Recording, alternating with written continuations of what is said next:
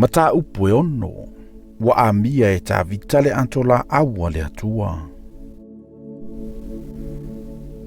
Wa toe whaapotopoto e ta vitatangata wa filifilia umo Israelu, e tolu se fulu afe.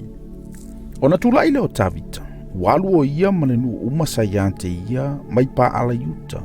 Ina ia vae ai le antola awa le atua. Wa whaingoa i le suafa, o le suafa lavo Yehova au. O lea fio yona lunga i le vao kerupi. Walatu whae ele antola awa le atua i le fata vale vale fou. Walatu avae ai na i le faleo api nā tapa i kipea. A o usa ma ayo, o antalio api nā tapa.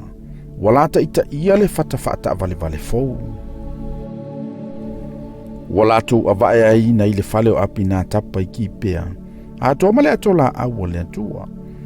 Wa mua foi ayo i lumo le antola au. A o tavita ma le ainga umo Israelu na latu si siva i lumo Yehova. Ma latu tala au pese uma e fai le perosi, ma kitara, ma napeli, ma topa, ma lulu tangitangi, ma sume palo. Wo i latu i le me sasai saito na kano. Na tango atu leo usa i le antola au le antua. Ma na tau fiai. Awa ua taupa upofi.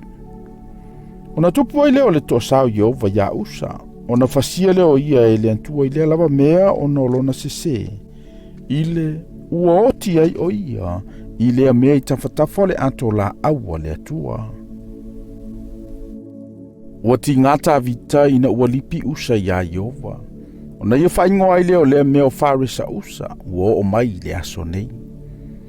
Wa fefeta vita ya Yehova i le aso wa faiane. Pe whapefe e ono o mai o le atola au Yehova ya te au. Wa le mawhaita vitona au mai e ya te i o le atola au Yehova i le aia ta vita. A wa avane aia ta vita i le fale o pete e toma o lo sa kata. O na tua i le o le atola au Yehova i le fale o pete e toma o lo sa kata. I masina e tolu. Ona whamanuia ile Yehova ya o pete e toma, malona ainga uma. Ona tauina mai le yanta vita le tupu o whapea. Ua whamanuia Yehova le ainga o pete e toma. A toma mea uma wa yante ihono le atola aua le atua. Na alu leo ta vita ua ave ma le fia le atola aua le atua i le fale o pete e toma i le aia ta vita.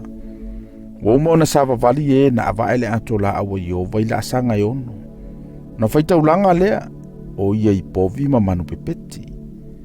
O na siva leo ta vita, o whamalo sia i lava i lumo Yehova. Sa o futa vita i le e futa i e vavae. O ta vita ma le ainga umo Israelu, a lantu a vae le antola aua Yehova, ma le alalanga ma le ili o le pu.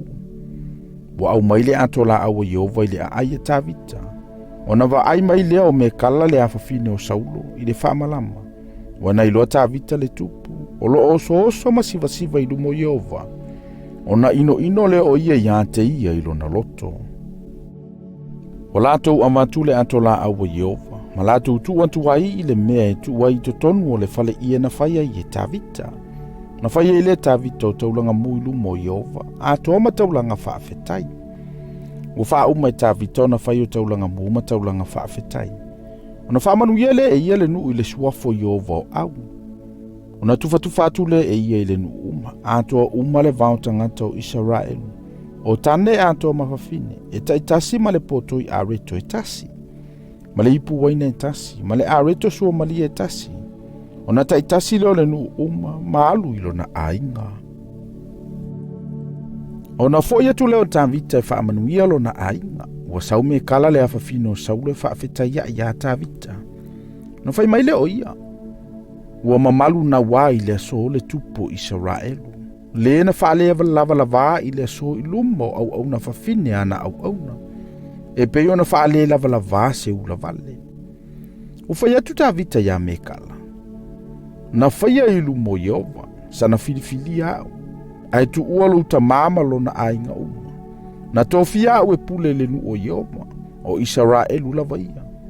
O te siva i lava i lumo Yehova.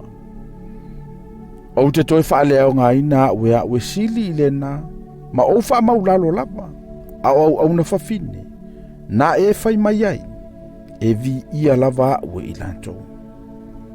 O me kalafo i le hawhawhine o Saulo. Sa le aisa na whanau, mua o i le aso lo na oti.